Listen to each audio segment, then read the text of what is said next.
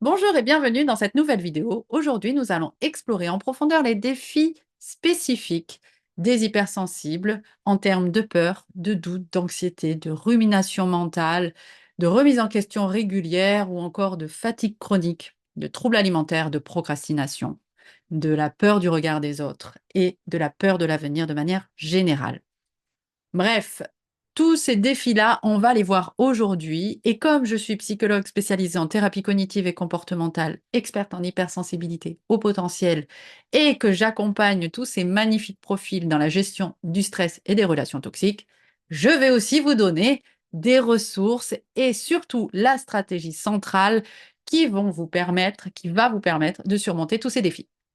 Avant de commencer, si vous le souhaitez, abonnez-vous à la chaîne. Il y a aussi 2 quiz juste en dessous pour évaluer votre hypersensibilité et votre anxiété. N'hésitez pas à les faire. Il y a aussi un check-up psy que vous pouvez faire pour me partager vos difficultés et que j'adapte mes contenus à votre spécificité. Et n'hésitez pas aussi, il y a un lien pour me contacter directement. Allez, c'est parti. Pour commencer, nous allons essayer de comprendre un petit peu l'hypersensibilité et qu'est-ce qui fait que ces profils-là ont une vulnérabilité particulière par rapport aux peurs, aux craintes, aux doutes et à tout ce que je vous ai cité. Alors, déjà, il y a une sensibilité accrue, hein, il y a une perception plus intense des stimuli émotionnels et sensoriels. Je dis souvent, être hypersensible, c'est comme avoir 50 doigts. 50 doigts, forcément, on capte plus de choses. Mais en plus de capter plus de stimulation, on va aussi tout traiter en simultané dans notre cerveau. C'est ce qui fait on sature plus vite que la moyenne lambda des personnes qui vont capter avec 10 doigts et qui vont pas traiter autant d'informations que nous en simultané. OK? Donc ça, c'est la sensibilité accrue. Ensuite, on a une empathie profonde. On a une capacité à ressentir les émotions des autres de manière plus profonde et souvent, ça, c'est épuisant parce qu'on rentre en résonance avec les émotions des autres et c'est comme si, enfin, c'est même pas comme si, c'est on les vit aussi en même temps. Donc ça fatigue énormément. Il y a une réactivité émotionnelle aussi, hein, une réponse émotionnelle plus forte et plus longue aux expériences de vie. Quelqu'un va vivre une situation qui va lui faire peur. Bon, ça va être peut-être moins profond que chez les hypersensibles et surtout, il va s'en remettre plus facilement. Nous, on va avoir un petit peu plus de difficulté à remonter la pente comme ça, parce que, encore une fois, on capte plus de nuances dans ce que l'on vit. Il y a un besoin de sens, donc il y a une recherche d'un but et de valeurs profondes dans les activités personnelles et professionnelles. Donc forcément, tout est analysé, tout est mis au tamis de ce sens-là. Est-ce que ce que je vis a du sens ou pas? Donc ça crée une sensibilité particulière à tout ce que l'on vit. Il y a une appréciation de la beauté, donc sensibilité accrue à l'art, à la nature, à l'expression créative. Donc ça, c'est une des autres facettes.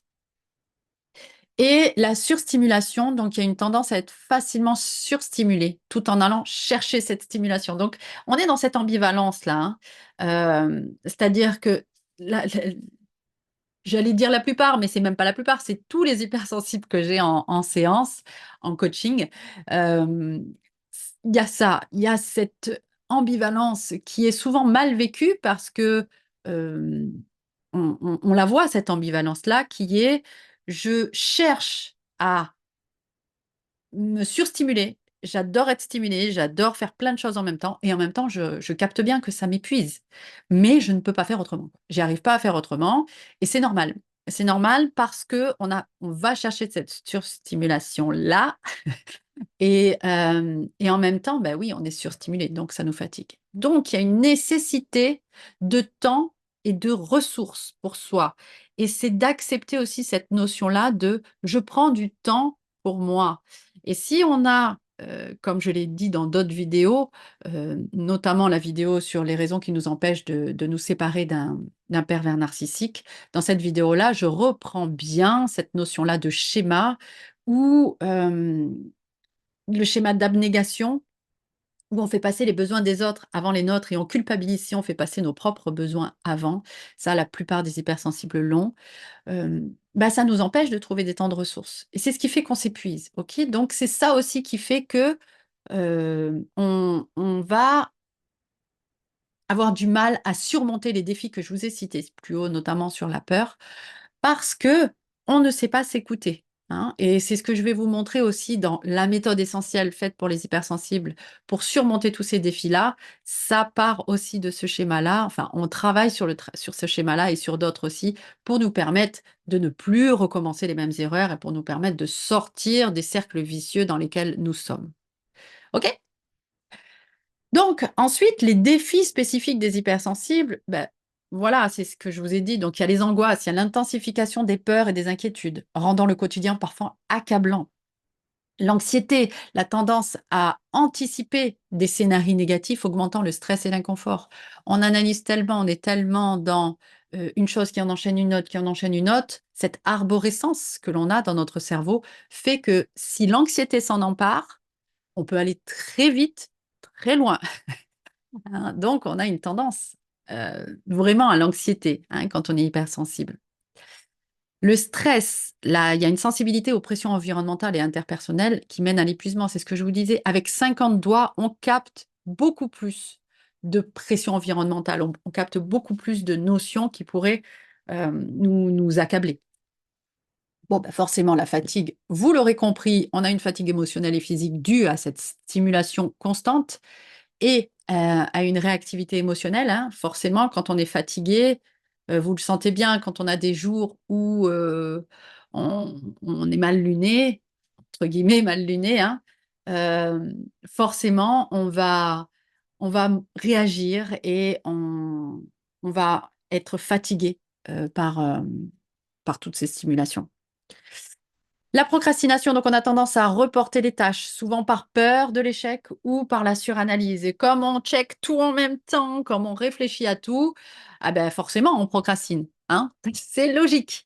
Euh, Parce que on se dit, on a du mal à organiser notre pensée. Donc encore une fois, la méthode dont je vais vous parler va empêcher tout ça, va permettre d'anticiper ça, va permettre de ne pas rentrer dans ces cercles vicieux-là ou si on y est, va permettre de nous en sortir. C'est quand même majeur. En tout cas, moi, quand j'ai découvert cette technique-là, ça a changé radicalement ma vie et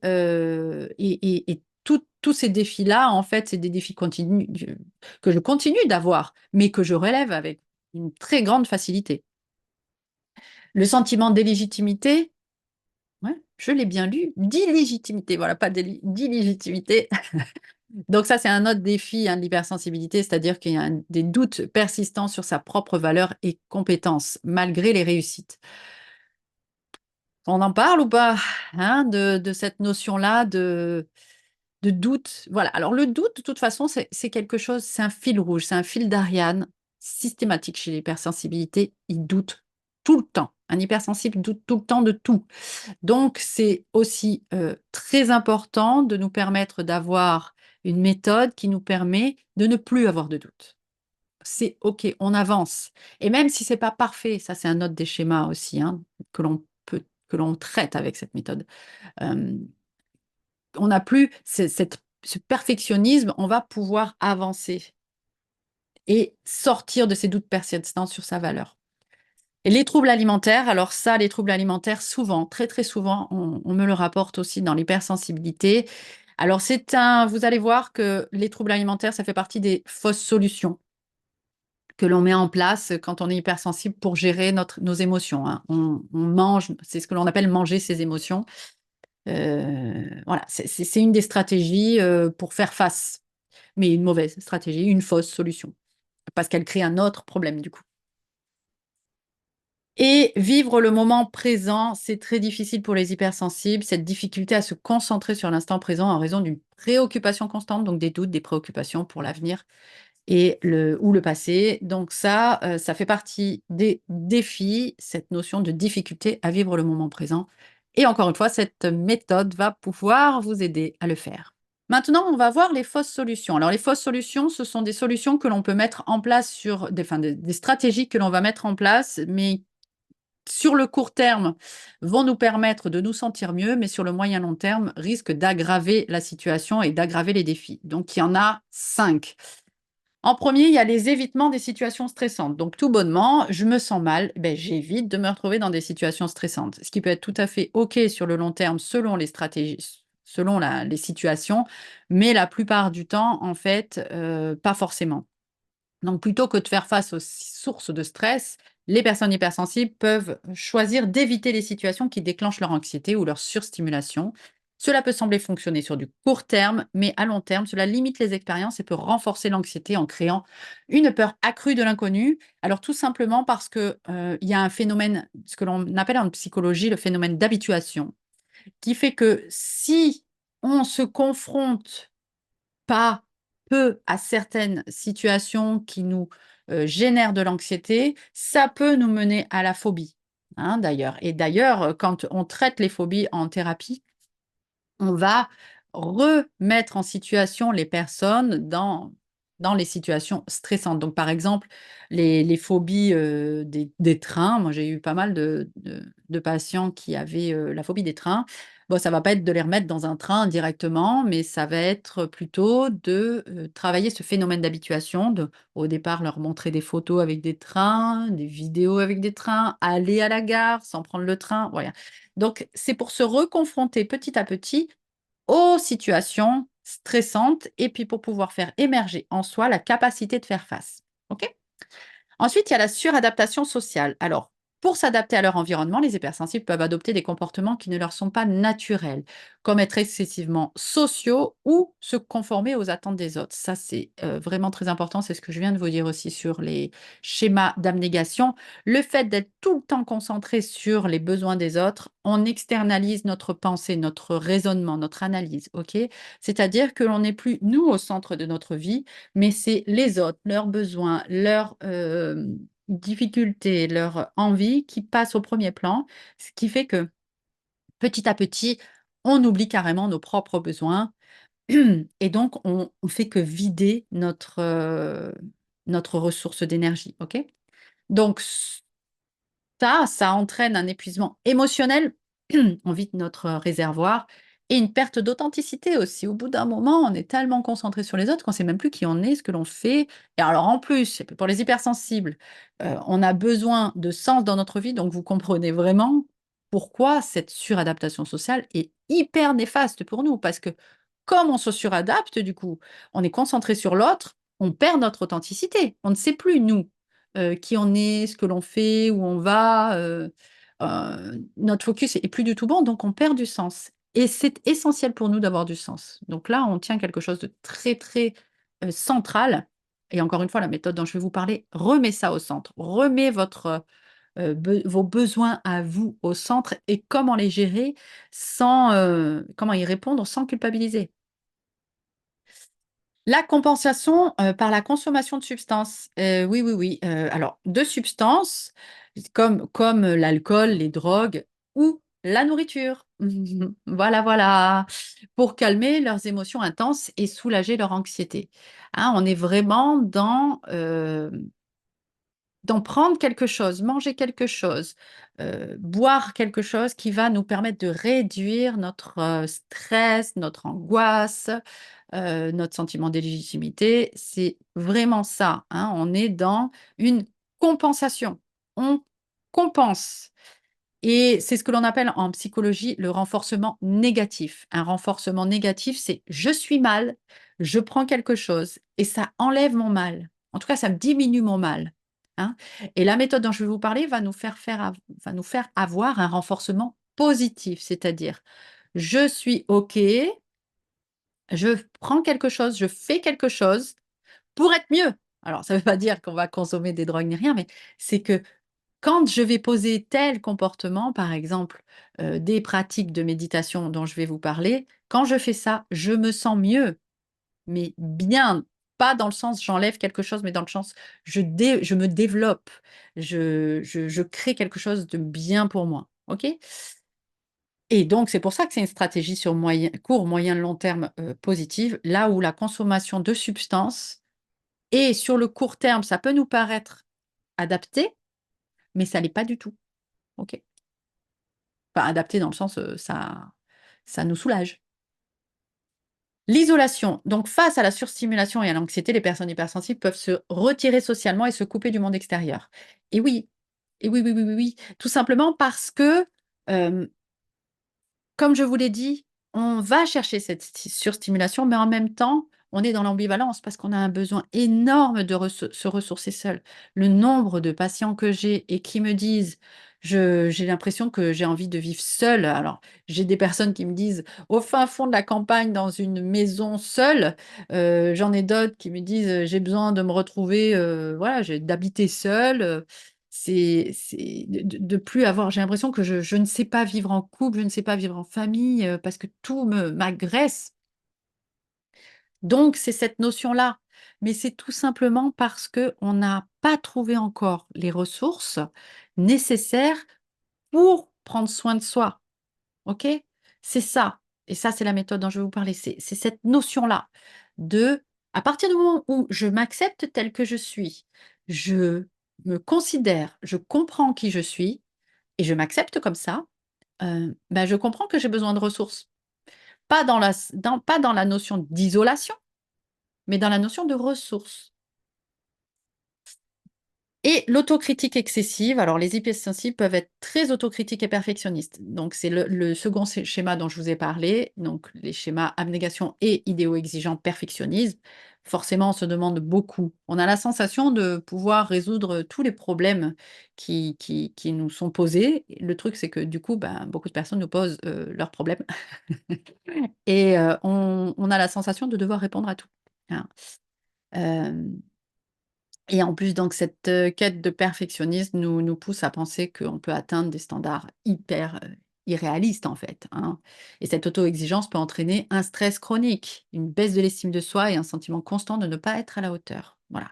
Donc il est important de reconnaître que ces stratégies peuvent sembler offrir un soulagement à court terme, mais qu'elles ne contribuent pas à des solutions durables.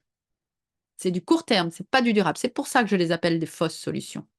Hein, pour gérer les défis de l'anxiété, c'est pas OK. Au contraire, elles peuvent aggraver le problème à long terme et empêcher les personnes hypersensibles de développer des stratégies de gestion saines et efficaces. Et c'est ce dont je vais vous parler avec cette méthode essentielle faite pour les hypersensibles. Allez, donc là maintenant, nous allons parler de la méthode essentielle faite pour les hypersensibles. Je sais, vous l'attendez depuis le début. On y va.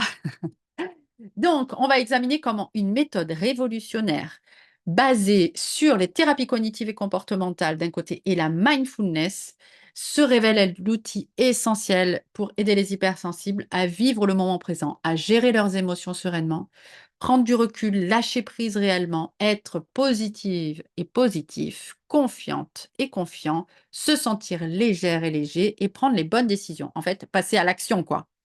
Donc cette méthode, les fondements de la MBCT, cette méthode, c'est la MBCT, donc Mindfulness Based Cognitive Therapy, c'est une fusion entre la méditation de pleine conscience et les principes de la thérapie cognitive et comportementale à la base, pour prévenir les rechutes dépressives et gérer l'anxiété.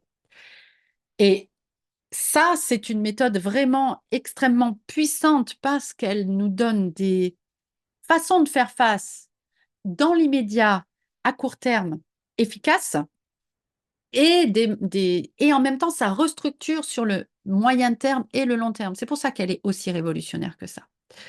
Parce qu'il y a ces 2 aspects-là. Donc, c'est la pratique de la pleine conscience. Donc, il y a des techniques telles que la méditation assise, en marchant et des exercices de respiration consciente pour encourager la présence attentive. On a ce besoin en tant qu'hypersensible de revenir à nous, de revenir au présent. Et c'est ça dont on a le plus besoin pour nous faire notre place, pas attendre qu'on nous fasse notre place, mais nous la faire nous-mêmes. Il va y avoir des restructurations cognitives. Ça va aider à identifier et à modifier les schémas. On va identifier clairement les schémas. Et notamment dans ce que je vais vous proposer, c'est ça, il y a un questionnaire validé scientifiquement pour identifier les schémas de pensée et puis pour pouvoir les identifier dans notre vie pour voir à quel moment c'est eux qui commandent et pas nous, et reprendre le lead sur eux. C'est ça qui est extrêmement puissant. Parce que dans les fausses solutions, il y a cette notion-là d'immédiateté, mais sans le moyen long terme et puis sans rechercher véritablement ce qui fait défaut chez nous personnellement. Dans cette technique-là, dans cette méthode-là, c'est ce que l'on fait. Elle va travailler sur la flexibilité émotionnelle en augmentant la capacité à gérer les émotions difficiles et à répondre de manière plus adaptative aux situations stressantes.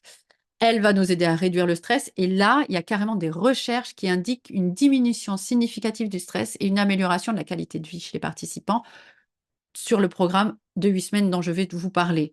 C'est grâce à ces techniques-là, il y a une multitude d'essais, d'études qui évaluent la réduction du stress et des rechutes dépressives, et notamment 43% hein, chez ceux ayant souffert de dépression récurrente. Alors, ça veut dire quoi ça?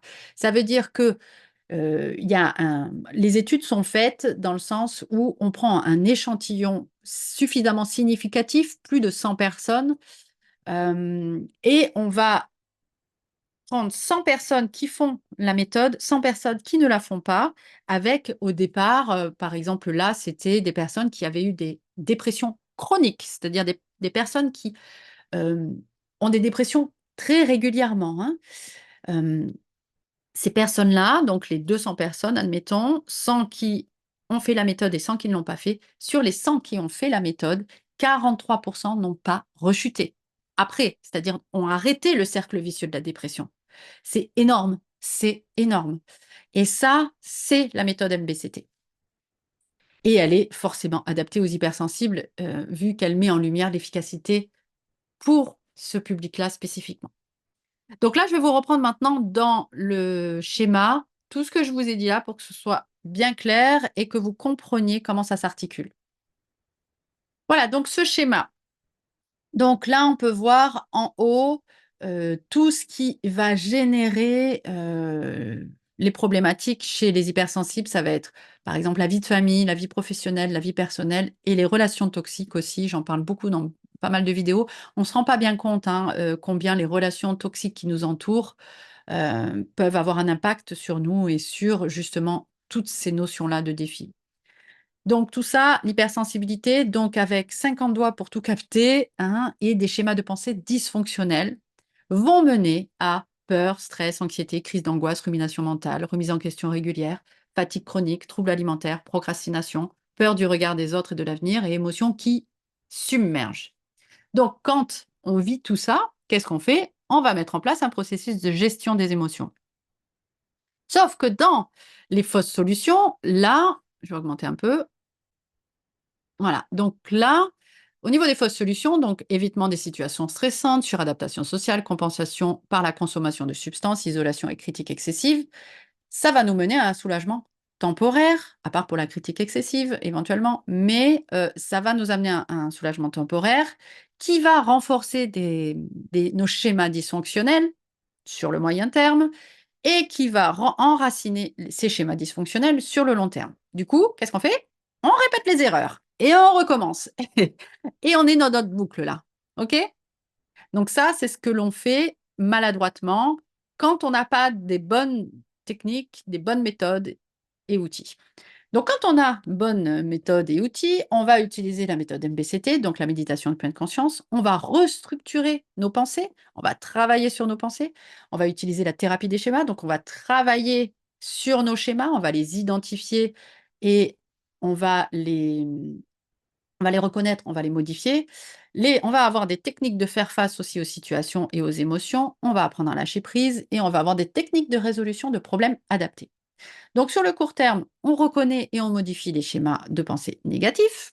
Sur le moyen terme, on va cultiver la résilience, la résilience émotionnelle et la régulation émotionnelle. Et sur le long terme, on va renforcer des nouvelles habitudes de pensée et de comportement adaptés qui va faire qu'on sort de cette boucle-là et on rentre vraiment dans une boucle très vertueuse où on va pouvoir vivre le moment présent, on va savoir gérer ses émotions sereinement, prendre du recul, lâcher prise réellement, être positive, confiante, légère, prendre les bonnes décisions et passer à l'action. OK? Donc ça va vraiment nous permettre de se sortir de ces de tous ces défis-là. OK? Parce que dès qu'il y en a des nouveaux qui arrivent, hop là, on refait tout ça et c'est bon. Et donc, dans le programme que je vous ai mis juste en dessous, comment se libérer des peurs, des doutes et de l'anxiété pour les hypersensibles, c'est ça qu'on apprend, OK? C'est ça que ça permet de faire, c'est-à-dire de pouvoir sortir de cette boucle négative et rentrer dans ce cercle vertueux où, en fait, on n'a plus peur après de ce qui va nous arriver. Alors, on sait faire face, on sait que dans la vie, on va de nouveau devoir composer avec la peur, mais c'est plus quelque chose qui va nous figer, que l'on va vouloir éviter à tout prix, parce que on sait que l'on est capable d'y faire face et on a les outils pour y faire face. Et ça change tout. Donc voilà, donc pourquoi cet outil est essentiel pour la santé mentale et psychique des hypersensibles, vous l'aurez compris, ça va permettre de gérer ses émotions au quotidien grâce à ces techniques de pleine conscience et des pratiques méditatives.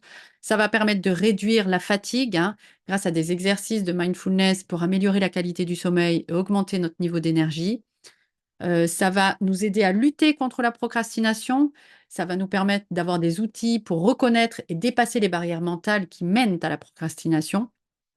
Aussi des techniques pour cultiver la focalisation sur le moment présent et ça permet aussi de développer du discernement et ça, c'est essentiel aussi, le discernement pour réduire les doutes inhérents au passage à l'action, hein, et donc ça augmente la prise de décision efficace.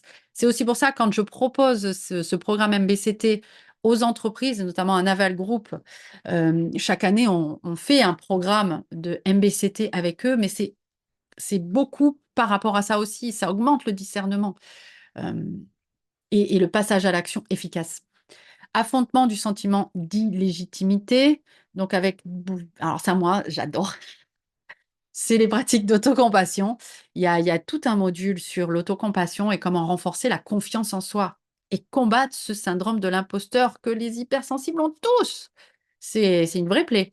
Donc avec les pratiques d'autocompassion, on arrive à faire émerger nos propres besoins, les écouter, ne plus culpabiliser et se faire confiance. C'est quand même assez central. Et amélioration des troubles alimentaires, alors forcément, alors en plus dans le programme, il y a, pour se libérer du stress et de l'anxiété, il y a, des exercices de méditation spécifiques avec l'alimentation pour reconnaître et respecter les signaux de faim et de satiété et donc ne plus aussi, utiliser, l'alimentation comme, une gestion à court terme. Et ça nous permet aussi de vivre pleinement le moment présent. Donc c'est vraiment moi personnellement, quand la méditation de pleine conscience, quand j'ai fait ce programme MBCT et donc quand la méditation est rentrée dans ma vie, ça a changé radicalement ma perception, ma gestion des émotions. Pourtant, j'étais déjà psy depuis pas mal de temps, je pratiquais déjà les thérapies cognitives et comportementales. Mais en fait, c'est vraiment hyper important de connecter notre cortex, de connecter notre faculté mentale, notre réflexion à notre corps, à notre sensibilité, à notre cœur, à nos émotions. Et c'est cette pratique des 2, c'est très intégratif. Intégrer ces 2 méthodes-là fait qui nous permet véritablement de dépasser, tous nos défis. Si tout ce que je vous ai dit vous a parlé et j'en suis sûre. Ce que vous avez à faire maintenant, vous avez 4 étapes à franchir. La première étape, c'est de cliquer juste en dessous sur le bouton «Se libérer du stress et de l'anxiété», la formation, spécifique pour ça, dans laquelle je parle de la méthode MBCT. En fin de compte, je vous transmets cette méthode-là pour que vous puissiez l'appliquer vous-même. Vous pouvez choisir votre accompagnement, il y en a 3, allant de l'accompagnement à la formation, donc la plateforme de formation plus 30 minutes avec moi où on va discuter ensemble de vos difficultés et comment la formation va pouvoir personnellement vous faire aller mieux, jusqu'à l'accompagnement à chaque séance. Je suis là toutes les semaines, pendant 8 semaines, à vos côtés, pour vous soutenir, pour vous permettre d'aller mieux et pour pouvoir appliquer véritablement, la thérapie des schémas et la méditation de pleine conscience. Dès que vous aurez choisi votre accompagnement, vous allez recevoir vos codes d'accès dans l'immédiat. Donc, vous allez pouvoir commencer de suite à la formation et on va pouvoir aussi calibrer ensemble notre premier rendez-vous. Et puis après, ben, l'étape 4, c'est que vous avez juste à profiter, hein, de la méthode à tout moment, vu que la plateforme de formation est accessible du téléphone, de la tablette, de l'ordinateur. Voilà, donc vous pouvez l'emporter partout et le faire quand vous voulez à votre rythme. Et comme Mark Twain disait, ben, le secret pour avancer, c'est de commencer. Donc, allez-y, n'hésitez pas. D'ici là, d'ici la prochaine vidéo, je vous embrasse et je vous dis à très vite. Bye bye.